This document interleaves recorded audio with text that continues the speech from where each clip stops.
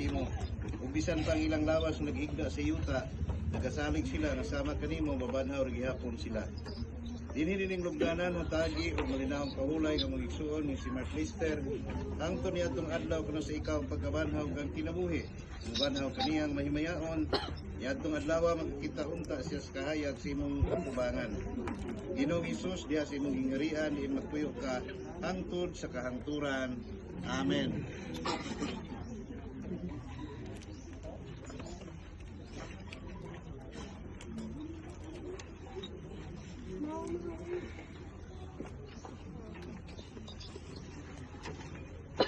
Sanglit nga magagahom nga Dios gitawag nimo nga mag-igsoon ni si Maclester gikan ining kinabuhian ngadto sa imong kaugalingon.